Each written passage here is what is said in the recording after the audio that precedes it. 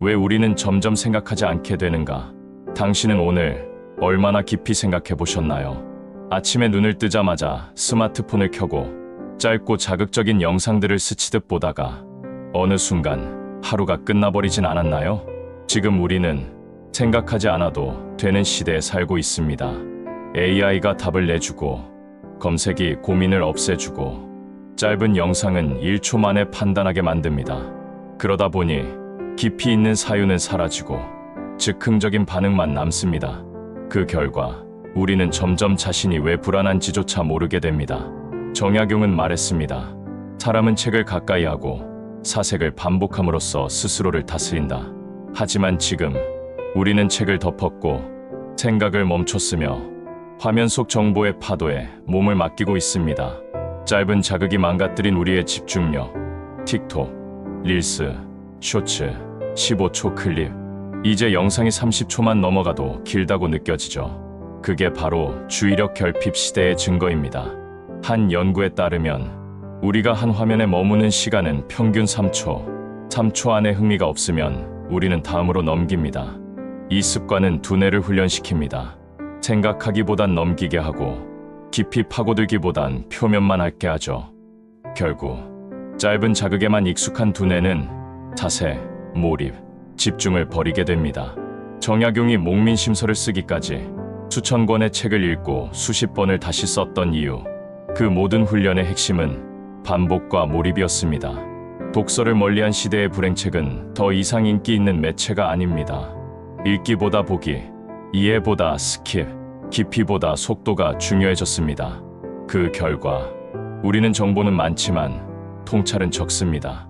데이터는 넘쳐나지만 그걸 삶에 녹이는 사람은 줄어들었죠. 책을 읽지 않는 사회는 사유하지 않는 사회입니다.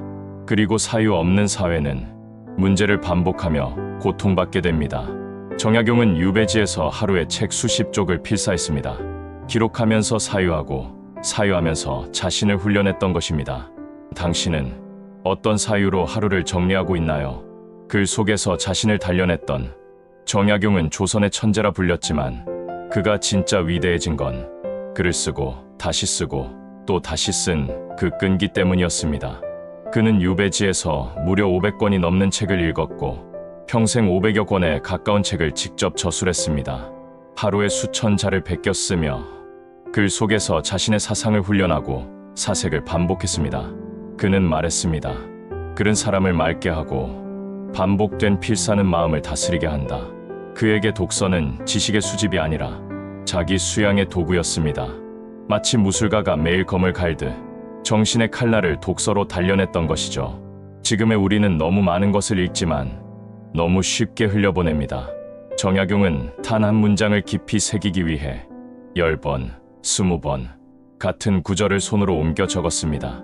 이 차이가 결국 인생의 깊이를 만들었습니다. 반복하는 사람만이 진짜 변화를 합니다. 우리는 자주 묻습니다. 왜 나는 달라지지 않을까? 왜 책을 읽어도 강의를 들어도 그대로일까? 정답은 간단합니다. 행동하지 않기 때문이고 반복하지 않기 때문입니다. 정약용은 한 번도 단번에 무언가를 이뤘던 적이 없습니다. 그는 스스로에게 가장 엄격한 훈련자였고 실천이 없는 삶은 무의미하다고 보았습니다. 일은 익히지 않으면 모르는 것과 같다. 그의 말입니다. 한 권의 책을 100번 읽는 사람과 100권의 책을 한 번씩 읽는 사람, 당신은 누구와 함께 성장하고 싶으신가요? 변화는 지식에서 오는 것이 아니라 반복된 실천에서 온다. 이 단순한 진실을 우리는 자주 잊습니다. 다음은 독서 루틴입니다. 마인드셋을 만드는 가장 오래된 도구책은 단지 종이 위에 글자가 아닙니다. 책은 당신의 뇌를 훈련하는 기계입니다.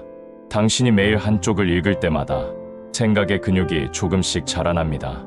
정약용은 독서를 할 때 무조건 요점을 정리했고 자신만의 해석을 덧붙이며 사유의 깊이로 확장시켰습니다. 이것이 바로 독서의 루틴화입니다. 읽고 정리하고 사색하고 다시 읽는 반복.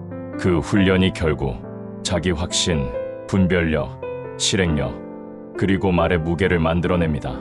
현대인은 매일 불안합니다. 결정을 못하고 감정에 휘둘리고 조금만 피곤해도 무너져 버립니다. 그때 필요한 건 새로운 정보가 아니라 나를 붙잡아 줄 단단한 사고의 틀, 바로 독서를 통한 마인드셋입니다. 다음으로 중요한 건 사색의 힘입니다. 깊이 생각하는 사람만이 멀리 간다. 정약용은 유배지에서도 늘 사색을 멈추지 않았습니다. 그는 혼자 있는 시간을 가장 창조적인 시간으로 만들었습니다. 혼자 있음을 두려워하지 않았고 고요 속에서 생각을 길게 끌어냈습니다. 그는 말했습니다. 하루에 한 줄의 생각도 하지 않으면 그날은 살아있는 것이 아니다. 지금 우리는 혼자 있는 시간이 두렵고 침묵이 어색하며 생각 없이 바쁘게 살아갑니다. 그러나 생각 없는 바쁨은 무의미의 다른 이름입니다. 사색은 사람을 강하게 만듭니다. 남의 말에 쉽게 휘둘리지 않고 세상의 흐름에 쉽게 휩쓸리지 않습니다. 생각이 깊은 사람은 침묵 속에서도 방향을 잡고 혼자 있어도 흔들리지 않습니다. 그 힘은 짧은 영상이나 화려한 말로는 절대 얻을 수 없습니다. 책 속에서만, 그리고 그 책을 곱씹는 사색 속에서만 길러지는 것입니다. 마지막으로 당신의 운명을 바꿀 단 하나의 훈련입니다. 정약용은 특별한 사람이 아니었습니다. 그도 유배당했고 비난받았고 외로웠습니다. 하지만 그는 반복을 멈추지 않았습니다. 매일 글을 썼고 매일 책을 읽었고 매일 사색했습니다. 그 작은 훈련이 그를 위대한 사상가로 대한민국 역사에 남을 이름으로 만들었습니다. 지금 당신의 삶이 조금 흔들리고 있다면 그 흔들림을 바로잡는 방법은 의외로 단순합니다. 바로 매일 책 한 쪽을 읽는 것, 그리고 그 문장 하나를 곱씹는 것입니다. 그렇게 하루하루를 쌓으면 당신은 반드시 변하게 됩니다. 반복은 재능보다 강합니다. 꾸준함은 천재보다 오래 갑니다. 그리고 생각하는 사람은 절대 쉽게 무너지지 않습니다.